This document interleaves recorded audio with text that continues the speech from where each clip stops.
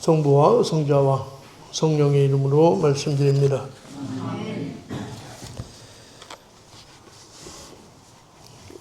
우리가 살아가면서 가장 가슴 아프고 서글픈 일은 물론 여러 가지가 있겠지만 그 중에서도 사랑하는 사람과의 이별이 아닐까 그런 생각을 합니다.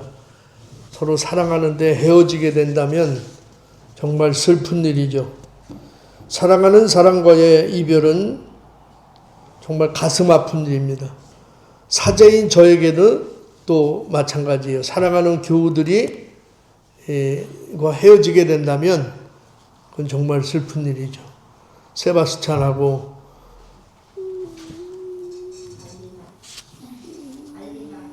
알리나하고 갑자기 젊은 사람들이 독일로 이사를 간다 그래서 내 마음이 얼마나 슬픈지 몰라.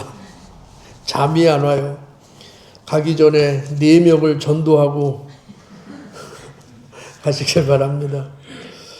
그래서 어떤 사람은 이 이별이 너무 괴롭고 슬퍼가지고요, 이별 대신에 죽음을 선택하는 그런 사람도 있다고 합니다. 그래도 우리는 어쩔 수 없이 인생이라는 것이 이별을 하며 살아갑니다.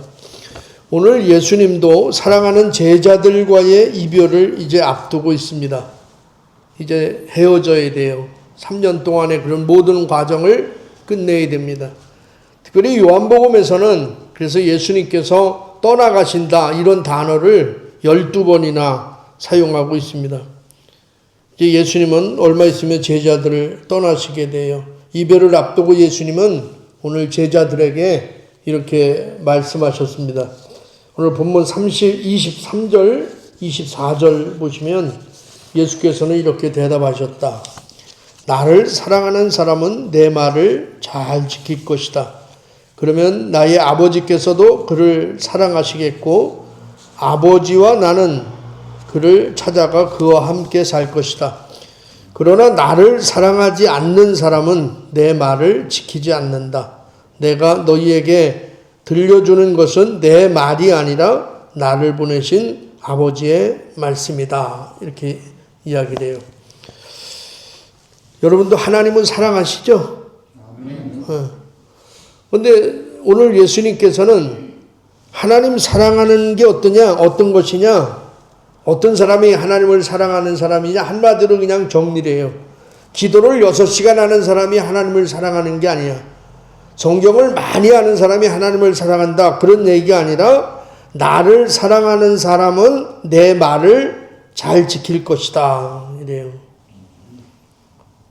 그러니까 그 사람의 삶을 보면 그게 나온다는 것이죠. 그래서 사실 우리 모두는 그래서 말씀대로 하나님 말씀대로 살고 싶어요. 그렇죠. 근데 그게 잘 안 됩니다. 원수도 사랑하고 미워하는 사람도 사랑하고 싶고 꼴보기 싫은 남편도 사랑하고 싶고 속삭이는 자식도 사랑하고 싶어요. 근데 그게 잘 돼요? 잘 안 돼요. 잘 안 됩니다. 저도 그래요. 저도 사제생활 25년 했으면 이제 성자가 돼서 성자처럼 살고 싶어요. 그게 안 됩니다. 다 내려놓고 살고 싶은데 그게 안 돼요. 참 그게 어려운 거예요. 그래서 얻은 결론은 신앙생활을 하면 할수록 느껴지는 결론이 뭐냐면 신앙은 내 힘만으로는 안 되는 거구나. 그걸 느껴요. 내 노력만 해서 되는 게 신앙생활이 아니구나. 그걸 느껴요. 그래서 예수님은 우리에게 보혜사 성령님을 보내주시겠다고 오늘 약속하시는 것입니다. 늘 우리 옆에서 도와주고 힘을 주고 말씀에 순종하며 살아갈 수 있도록 우리를 이끄시고 인도하시고 도와주시는 성령을 우리에게 주시겠다고 오늘 말씀하시는 겁니다. 특별히 오늘 일독서 사도행전 16장을 보시면요. 사도 바오로가 나오는데 사도 바오로가 아시아로 가서 복음을 전하려고 해요. 아시아로 넘어가서 복음을 전하려고 하는데 근데 갑자기 환상 중에 환상이 보이는 거예요. 어떤 환상이냐면 마케도니아 사람들이 막 손을 흔들면서 자기들을 와서 구원시켜 달라. 그런 모습이 환상 중에 보이는 거예요. 근데 여러분 지난 시간에도 말씀드렸지만 이런 환상을 보고 중요한 거는 해석을 잘해야 된다는 겁니다. 그죠? 해석을 잘해야 돼요. 아니 왜 저 사람들이 나타나가지고 이렇게 구원해 달라고 하지? 내가 잘못 본 건가? 이러면 안 되잖아. 근데 사도 바울은 그 해석을 정확히 했어. 아, 이게 하나님의 뜻이구나. 하나님의 뜻은 내가 아시아로 가서 복음을 전하는 것이 아니라 마케도니아 쪽으로 가서 그 사람들을 구원하는 것이 하나님의 계획이구나. 하나님의 뜻이구나. 이거를 사도 바울은 알게 된 겁니다. 자, 이제 하나님의 뜻을 알았어요. 아시아로 가는 것이 아니라 마케도니아로 가는 게 하나님의 뜻이야. 그럼 어떻게 해야 돼요? 이 하나님의 뜻을 알고도 내가 아시아로 가서 복음을 전한다면 아무리 사도 바울이 가서 복음을 전한다 할지라도 그건 하나님의 일이 아니에요. 그건 사도 바울의 개인적인 일이 되는 거야. 그죠? 하나님의 뜻은 여긴데 자기 뜻대로 가니까 그건 하나님의 일이 아니에요. 그건 내 일이 되는 거지. 여러분 우리도 이럴 때 많아요. 자기가 하는 것이 하나님의 일이라고 하는데 사실은 내 일일 때가 많거든. 그래서 예수님께서 마지막 날 뭐라고 경고하셨어요? 너희가 주여 주여 한다고 다 하나님 나라 들어가는 게 아니야. 하나님의 뜻대로 행하는 자라야 하나님 나라에 들어갈 수 있다 그랬잖아요. 하나님의 뜻을 알았으면 그 뜻대로 살아가는 게 중요한 거예요. 하나님의 뜻을 알고 내 뜻대로 살아간다면 그건 내 일이 되는 거예요. 그래서 바울은 자신의 계획을 포기하고 유럽으로 복음의 방향을 선회시킵니다. 즉각적으로. 여기서 고민하거나 뭐 며칠을 기다리거나 다시 기도해보거나 그런 거에 없어. 즉각적으로 순종해요. 아, 하나님의 뜻이 여기 있구나. 그 내 뜻을 꺾고 하나님의 뜻의 방향으로 선회합니다. 여러분 이게 신앙의 실력이에요. 다른 게 실력이 아니라 이게 실력이야. 우리가 성경을 보면 믿음 좋은 사람들 참 많이 나오잖아요. 또 하나님을 사랑하는 사람들 많이 나와요. 그런데 그 사람들의 특징은 뭐냐면 누구든지 하나님의 뜻, 하나님의 말씀을 들으면 즉시 순종한다는 거예요. 변명이 없어요. 이게 특징입니다. 그 사람들. 아브라함을 보십시오, 여러분. 믿음의 조상 아브라함들 있잖아요. 하나님이 나타나셔서 하나님이 말씀하세요. 내 자식 이삭을 번제물로 바쳐라. 여러분 아들 하나 있는 걸 하나님이 제물로 바치라리잖아. 얼마나 고민될 일이야. 얼마나 고민될 일이에요. 하나님이 바울 아버님한테 나타나셔서 바울 아버님 유한양행 그 회사 나한테 바쳐라. 어떻게 하실 거예요? 30년만 더 하고 바칠게요. 아들 때까지만 하고 바칠게요. 그럴 거 아니야. 그죠? 아니 아들 하나 있는 걸 바쳐라. 근데 성경은 뭐라고 얘기하냐면요. 아브라함은 그 다음날 일찍 새벽에 짐을 싸서 이삭을 데리고 모리아산으로 가잖아요. 고민할 만한데 고민이 없어. 하나님의 뜻을 알았으면 즉각적으로 그냥 순종하는 거예요. 신약성경에 여러분 예수님의 아버지가 요셉이잖아요. 예수님이 태어났어요. 그때 헤로데가 그 전 지역에 있는 어린아이들을 다 사살하지 않습니까? 하나님의 천사가 또 나타나서 요셉에게 빨리 이곳을 떠나라. 이 성경은 어떻게 나오냐면 요셉도요 즉시 예수님 어린 예수를 데리고 에집트로 피신해요. 고민이 없는 거예요. 응? 고민이 없어. 이게 하나님을 사랑하는 사람들의 특징이에요. 하나님의 뜻을 알고 하나님 말씀하시면 아유 안 됩니다. 못 갑니다. 이러지 않잖아요. 그냥 순종하는 거예요. 순종하는 거예요. 사도행전에 나오는 빌립보도 사마리아에서 복음을 전하는데 어마어마한 기적이 나타나요. 요즘 얘기하면 교회가 엄청나게 부흥하는 거야. 수많은 사람들이 빌립의 복음을 듣고 예수를 믿게 됐습니다. 근데 갑자기 하나님의 성령이 나타나서 광야로 가라. 이 교회 포기하고 큰 교회 포기하고 그럼 다시 광야로 가라는 거예요. 비유해서 얘기하면. 근데 빌립도요 아무 소리 안 해. 그냥 순종해서 가는 거예요. 여러분 이게 하나님을 사랑하는 사람들의 특징인 줄 믿습니다. 오늘 바울도 말씀을 듣고 즉시 순종하잖아요. 아시아로 가지 말고 유럽 쪽으로 가, 마케도니아 쪽으로 가. 고민하지 않아요. 변명하지 않습니다. 그래서 바울가 빌립보에 가서 복음을 전하기 시작합니다. 그때 사도 바울이 만난 여인이 하나 있었는데 루디아예요. 루디아를 만나요. 근데 루디아가 말씀을 잘 받아들여요. 그리고 예수를 믿게 돼요. 그리고 그 가정에 사도 바울을 초청해서 예배를 드립니다. 그래서 그 가정 자체에서부터 빌립보 교회가 생기는 거예요. 에스더네 집에서 내가 가서 예배를 드리기 시작해. 가정 예배를. 그곳이 사람들이 모이고 해서 교회가 되는 거예요. 그러니까 하나님의 계획은 지금 이거였어. 하나님의 계획은 아시아로 가는 것이 아니라 사도 바울이 빌립보로 가서 복음을 전하고 그곳에 교회를 세우는 게 하나님의 계획이었다고요. 근데 사도 바울은 그 말씀에 그대로 순종하잖아. 나를 사랑하는 사람은 내 말을 잘 지킬 것이다. 하나님 뜻을 알면 비록 내가 손해가 있고 나에게 어려움이 있다 할지라도 즉시 순종하는 거예요. 여러분 하나님을 사랑하는 사람은 말을 잘하고 성경을 많이 아는 사람이 아니라 하나님의 뜻을 알고 그리고 그 말씀에 순종하며 살아가는 사람인 줄로 믿습니다. 저와 여러분도 말씀을 듣고 이것이 하나님의 뜻이구나. 그렇다면 비록 내가 어렵고 힘들더라도 그 말씀에 순종하며 살아가는 여러분 되시길 바랍니다. 자, 그럼 우리는 어떻게 하면 하나님의 말씀에 순종하며 살 수 있을까요?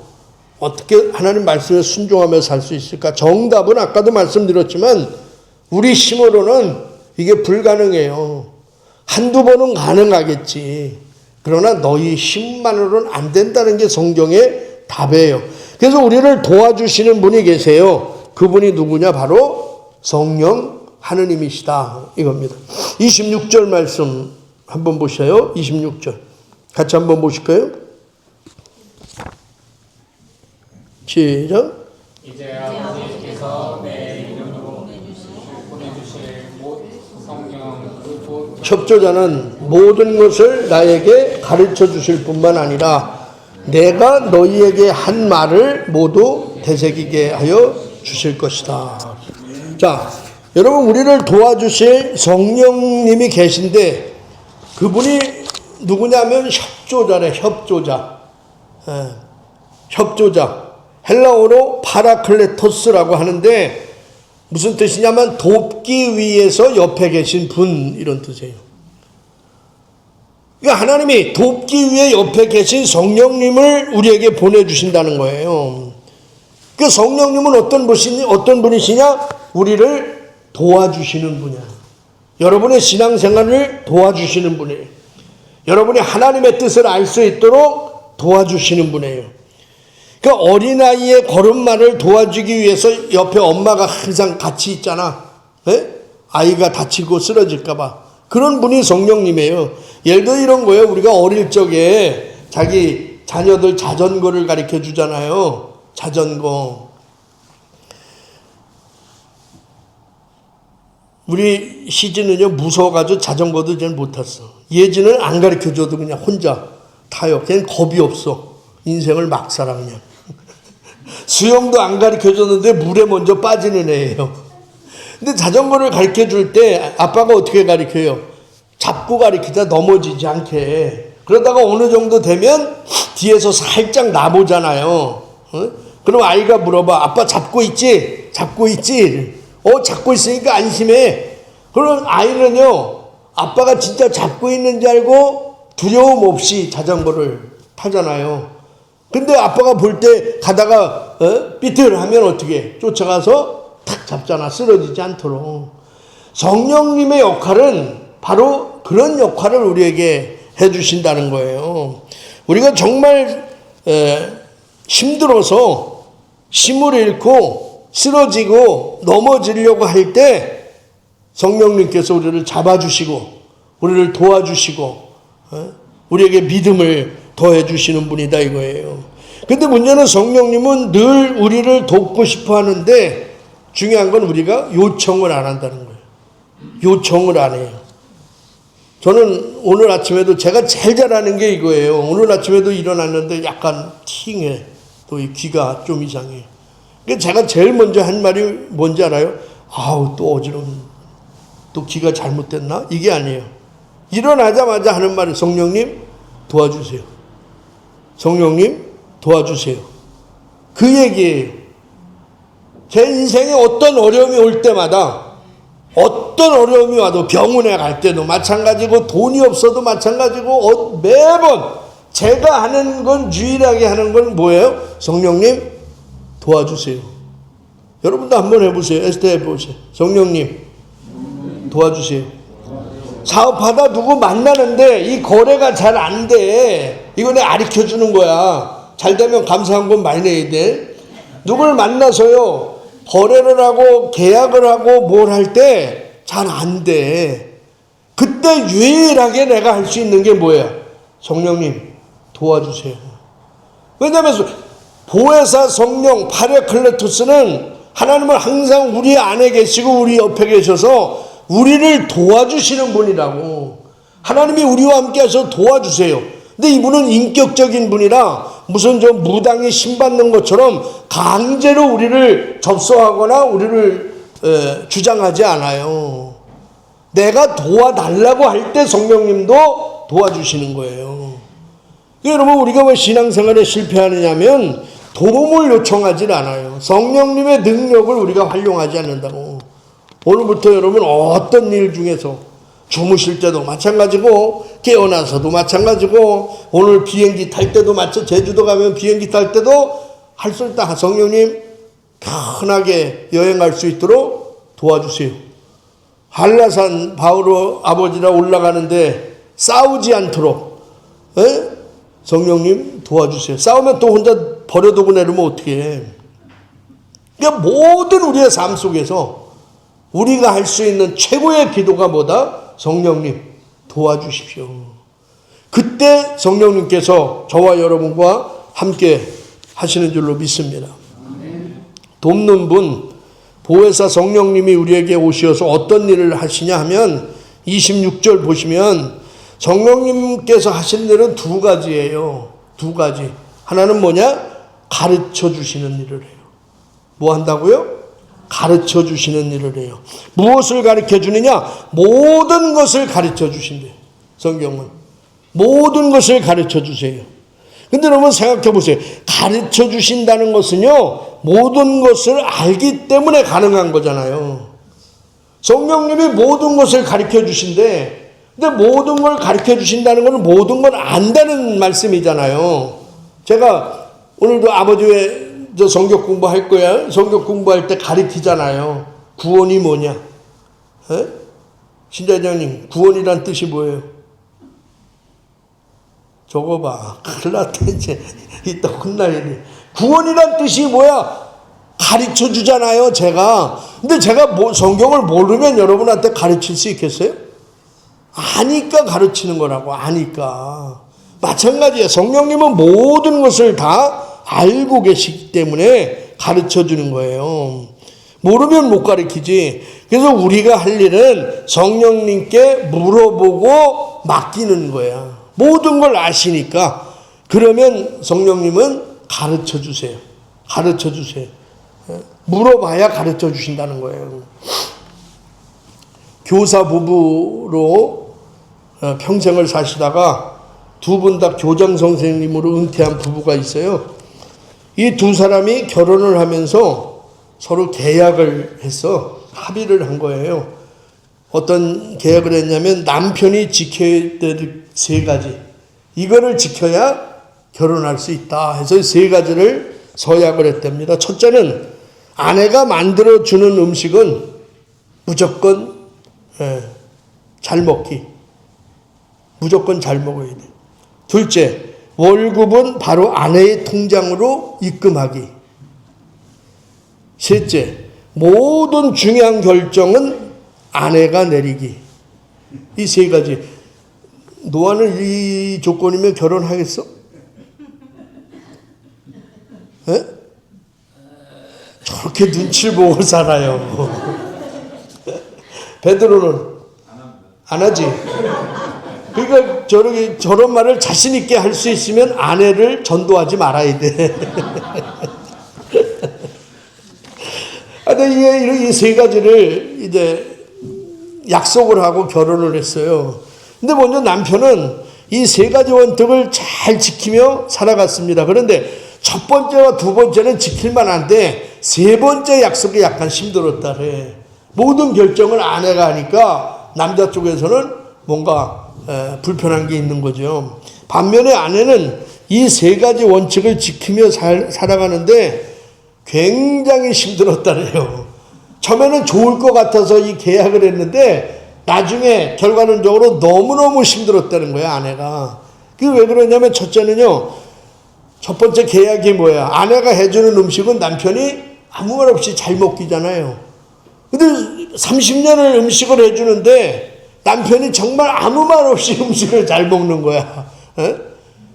그 아내가 생각해 내 음식이 맛있나, 불편한가, 맛이 없나, 이런 거에 대해서 자꾸 신경을 쓴다는 거예요. 지금까지도 음식을 해주면서. 아니 맛없다고 안 먹으면 좀 바꿔보면 되는데 그냥 잘 먹으니까 방시문이처럼 해주는 대로 그냥 잘 먹어요. 그러니까 불만이, 그게 아내한테는 너무 힘들었대요. 두 번째는요, 생활을 위해서 월급을 관리하고 중요한 결정을 내리다 보니까 너무 또 힘들더라는 거예요. 이게 보통 힘든 게 아니라는 거예요. 무슨 일이 생기면 늘 자신이 결정을 해야 돼. 근데 여러분 이게 쉬운 게 아니에요. 누가 돈을 꿔주는 것도 자신이 결정해야 돼요. 이사 가는 것도, 이사 문제도 자신이 결정해야 돼. 자녀 결혼 문제도 자신이 결정해야 돼. 집을 사고 파는 것도 자신이 결정해야 돼. 남편은 아무것도 신경 안 써. 이게 너무 힘든 거예요. 자기가 모든 걸 결정하면 좋을 것 같아서 계약을 했는데 너무너무너무 힘들더라는 거야. 그래가지고 노년에 어느 시점이 돼서 아내는 남편에게 중요한 결정을 당신이 하라고 다 넘겨버렸대. 이제 당신이 알아서 다 관리하고 결정도 당신이 해라. 당신이 결정해주면 나는 따르겠다. 이렇게 넘겼다는 거예요, 권한을. 그리고 나서 이분의 얘기가 자기 인생이 너무너무 행복하더라는 거예요. 그때부터 너무 편안해지더라는 거예요. 제가 왜 이 얘기를 드리냐면, 우리도요, 내 인생의 모든 결정, 내 인생의 책임, 이거를요, 내가 내 거라고 생각하고 내가 결정하고 내가 이끄는 대로 사는 게 보통 어려운 게 아니에요. 오늘 성령님은 뭐라래요? 모든 것을 아시는 분이야. 모든 걸 가르쳐주는 분이야. 그분께 맡기는 순간 우리의 인생이 편안해지는 줄로 믿습니다. 여러분, 우리의 인생의 모든 것을 알고 가르쳐 주시는 분이 있어요. 그분이 성령님이다, 이 말입니다. 또 성령께서 오셔서 하는 두 번째가 뭐냐면, 내가 너희에게 한 말을 모두 되새기게 하여 주실 것이다, 이래요. 되새긴다는 뜻은 뭐냐면 기억나게 한다는 거예요. 기억나게. 무엇을 기억나게 하냐? 성령께서 오시면 무엇을 기억나게, 첫사랑을 기억나게 하나요? 그게 아니라 하나님의 말씀을 기억나게 한다는 거예요. 말씀을. 앤드류 머레이라는 분이 이런 얘기했어요. 성령님은 우리에게 말씀을 가르치시고 말씀을 사랑하게 하시고 말씀을 묵상하며 지키게 하신다, 이랬어요. 정답입니다. 이게 성령께서 하시는 일이에요. 성령은 하나님의 말씀을 가르치시고 말씀을 사랑할 수 있는 마음을 주시고 말씀을 묵상할 수 있는 힘을 주시는 분이 바로 성령님입니다. 그렇습니다. 특별히 여러분, 우리가 인생을 살다 갑자기 어려움을 당할 때가 있잖아요. 인생에 힘든 지점이 와요. 누구나가 다 죽고 싶을 때가 온다니까. 그럴 때 하나님의 말씀을 기억나게 해주시는 거예요. 저도 이런 경험 정말 많이 해요. 그냥 막 다 던지고 싶을 때. 그때 과거에 하나님이 내가 읽었던 말씀, 나에게 힘이 되는 말씀, 그런 말씀이 딱 떠올라요. 나는 너의 방패야. 나는 너의 산성이야. 그 말씀 딱 들으면은요, 다시 힘이 생기는 거예요. 성령께서 하신 일이 그런 거예요. 그래서 그 말씀의 힘으로 이겨나가게 하는 것이 바로 성령님의 역할입니다. 자, 이렇게 우리를 옆에서 도와주시는 성령과 함께 살아갈 때 비로소 우리는요, 우리 안에 주님의 평화가 함께하는 거예요. 왜요? 성령님이 우리와 함께하니까 든든하잖아요. 염려할 게 없잖아요. 물어보면 되니까. 그죠? 다 아시는 분, 가르쳐 주시는 분한테 맡기면 되니까 인생이 든든함이 시작되는 거예요.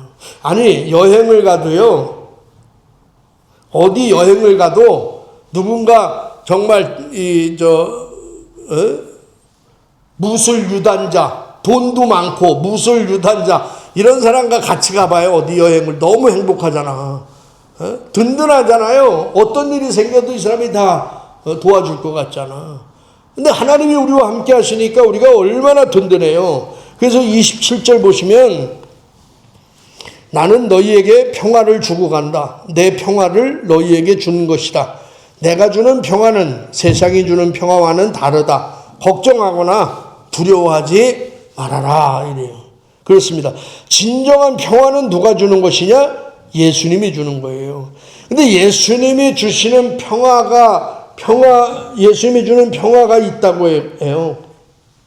내가 주는 평화는 세상이 주는 평화는 다르다 이래요. 그러니까 예수님이 주는 평화가 있고 세상이 주는 평화가 있는 거예요.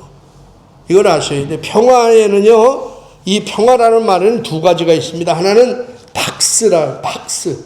우리가 FAX 박스 쓰잖아요. 평화. 또 하나는 샬롬입니다. 샬롬 두 가지의 단어가. 이 박스는 어떤 평화냐면 로마인들이 추구하는 평화였는데 물질적인 만족감이나 힘으로 세상을 평정하는 것을 의미해요. 그러니까 로마는 이런 평화를 실현하기 위해서 온 힘을 다해서 국력을 당해서 다른 나라를 정복하고 지배했잖아요. 그렇게 정복하고 다스리면서 그들은 팍스 로마난을 부르짖었습니다. 완전한 평화라는, 완전한 평화. 오늘 우리가 요구하는 평화는 바로 이런 평화일지도 몰라요. 우리는 늘 내가 스스로 평화를 만들려고 해요. 내가 요구하는 하나님을 믿으면서도 정말 우리는 세상, 이 박스의 이 평화를 원할지도 몰라. 그래서 돈도 쌓아보봐. 돈도 많이 벌어서 쌓아봐. 권력도, 인맥도 쌓아요. 왜? 평화롭게 살기 위해서. 그러나 내가 만든 평화는 오래가지 않아요. 오래가는 평화는 없어요. 세상의 평화는 오래가지 않습니다. 이에 반해서 샬롬이 의미하는 평화는요, 내적이면 정신적인 거예요. 그러니까 시브리 사람들은 부자나 가난한 사람이나 병든 자나 누구를 만나도 인사를 어떻게 해요? 샬롬 이렇게. 이게 시브리인들의 인사법이에요. 샬롬 하고 인사합니다. 근데 이 샬롬의 평화는 뭐냐? 위로부터 덧입는 평화예요.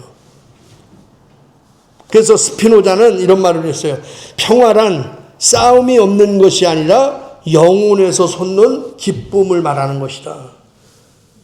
이건 세상이 주는 박스의 평화는 외부적인 거야. 내가 돈을 많이 갖고 있고 권력을 많이 갖고 있고 좋은 옷을 입고 넓은 아파트에 살고 좋은 차를 타고 세상이 주는 평화. 이거는 근데 오래가지 못한다. 근데 샬롬의 평화는 뭐예요? 내 안에서 나오는 평화예요. 마음에서 나오는 그런 평화입니다. 그렇습니다. 주님이 오늘 성령을 통해서 주는 평화는 샬롬의 평화예요. 샬롬의, 환경과 상관없는 평화라 이 말이야. 에? 내 안에서 흘러나오는 그런 평화예요. 여러분의 삶 속에 주님이 주신 이런 내적 평화가 흘러남치기를 주님의 이름으로 축복합니다. 여러분, 어떤 분이 이런 얘기를 했어. 평화란 뭐냐? 평화란 뭐냐? 황대건 선생이 쓴 야생초 편지에 보니까 이분은 이렇게 해석을 해. 아주 재밌어. 평화는 상대방이 내 뜻대로 되기를 바라는 마음을 그만둘 때 이루어진다. 이랬어요. 우리가 살아갈 때. 이게 재밌는 말이에요. 평화는 상대방이 내 뜻대로 되기를 바라는 마음을 그만둘 때 이루어진대요. 사실 우리는 대부분 내 뜻대로 되기를 원하잖아요. 자식도 내 뜻대로 되기를 원해요. 그죠? 자식도 내 뜻대로 되기를 원하잖아. 다 그렇게 살기를 원하잖아. 남편도 또 아내도 내 뜻대로 되기를 원해. 내가 원하는 대로 살았으면 좋겠어. 신부는요, 교인들이 내 뜻대로 살았으면 좋겠어. 전도도 좀 5명씩 하고 다다음 주까지 써내는 거예요. 잊으셨지? 지금 뭔 얘기하는지. 바울 아버님은 안 잊으셨죠? 고민하잖아. 뭐 얼굴에 보고 고민하고 있다냐. 5명씩. 아니, 나는 여러분들이 내 뜻대로 살았으면 좋겠어. 전도도 열심히 하고 노는 것도 열심히 늘고 나가서 성공의 교인으로서 당당하게 자기 주장도 하고, 그거 얼마나 멋있어요. 근데 교인은 어떻게 해? 교인은 사제가 여러분 뜻대로 되기를 원하잖아. 그렇죠? 그래서 갈등이 일어나는 거야. 그런데 그게 됩니까? 주님이 오시기 전까지 그거 안 돼요. 그렇게 안 됩니다, 그게. 자식도 내 뜻대로 안 되는데, 남편도 내 뜻대로 안 되는데, 세상에 뭐가 내 뜻대로 되겠어? 안 됩니다. 그러면 어떻게 하면 돼요? 안 되는 건 안 된다고 인정하고 살자, 이 말이요. 그래야 마음이 좀 편안해지더라, 이 말입니다. 인정할 것은 인정하고 살자는 거예요. 그래야 스트레스 덜 받고 평화롭게 장수할 수 있다는 거예요. 정말 스트레스 때문에 온갖 병이 다 스트레스 때문에 오잖아요. 여러분들이 5명씩만 전도했으면 제가 귀에 이게 언밸런스가 오겠어? 이거 다 스트레스 때문이래. 병원 가니까. 여러분 얼굴 볼 때마다 내가 스트레스가 받아. 왜 전도 안 할까? 농담이고. 하여튼 스트레스가 없이 살면 장수할 수 있어요. 이건 성경의 얘기고 과학적 근거야. 러시아와 이 파키스탄 사이에 훈자라는 곳이 있대. 훈자라는 이 동네가 있는데, 이곳 사람들이요, 몇 살까지 사냐면 120살을 넘겨 산대. 이게 조금 살았다면 120살 살고요, 오래 살았다면 120살을 넘겨 산대. 이게 여러분들이 일로 이주해서 사세요, 오래 사시려면. 그러니까 이 지역은 병원도 없대요. 병원도 없어. 그러니까 보통 이 120살 먹은 분들이 죽기 전에 있잖아요. 밭에 나가서 밭일을 하는 거야, 그날. 밭일을 하고 집에 들어와서 이렇게 잠을 주무시다가 아침에 못 일어나는 거예요. 그냥 죽는 거야. 잠자다 죽는 거야, 조용히. 자기 할 거 어제까지 일 다 하고 오늘 저녁 때 자다가 하늘 날아가는 거야. 할렐루야. 여러분, 얼마나 행복한 죽음이야, 이게. 아니, 제가요, 저 평택교회 있을 때 안국리라고 시골 마을이 있어요. 이 천안 쪽에 시골 마을, 성안의 시골 마을인데, 거기가 장수 마을이야. 그죠? 거기 가면 평균 할머니들이 평균이요, 한 80 몇 살 먹어, 지금도 살아계신 분이 거의 100살 되신 분도 있고, 정정해, 나보다. 장수 마을이에요. 근데 가면은 그분들이 꼭 저한테 기도해달라래. 신부님 빨리 죽게 해주세요. 빨리 죽게 기도해 주세요. 저한테 매일 이 말씀을 하셔. 손을 잡고. 그러면 제가 매번 그 얘기를 해요. 저한테 기도해달라지 말고 할머니가 매일 저녁 때 주무실 때 하나님 잠자다 죽게 해주세요. 잠자다 죽게 해주세요. 아프지 않고 잠자다 죽게 해주세요. 아멘 안 하신 분들은 한 10년 앓다가 돌아가시기 바랍니다. 잠자다 건강하게 반일하다 잠자다 죽는 게 얼마나 복이야. 여러분 이런 복을 받으시길 바라요. 그런데 이 마을이 병원도 없는 마을을 왜 장수하냐? 딱 한 가지예요. 장수의 비결은 마음의 평화라는 거예요. 걱정이 없다는 거야 여기는. 마음이 너무너무 평화롭다는 거예요. 그러니까 여러분이 예수님이 주는 마음의 평화, 내 안에서부터 흘러나오는 그 평화를 여러분 받으신다면 여러분도 장수하실 줄로 믿습니다. 하나님을 사랑하는 것이 신앙의 본질이고 모든 겁니다. 그러나 우리 안에는 하나님을 사랑할 능력이 없어요. 그래서 우리를 도와주시려고 오늘 성령님이 오셨습니다. 누구든지 성령을 모셔드리고 살아가는 사람은 환경에 지배받지 않고 어느 순간에서나 주님이 주시는 참 평화를 누리며 살아갈 수 있는 줄 믿습니다. 여러분 인생 위에 보혜사 성령님이 함께하고 동행하는 놀라운 축복이 함께 하시기를 주님의 이름으로 축원합니다. 성부와 성자와 성령의 이름으로 말씀드렸습니다.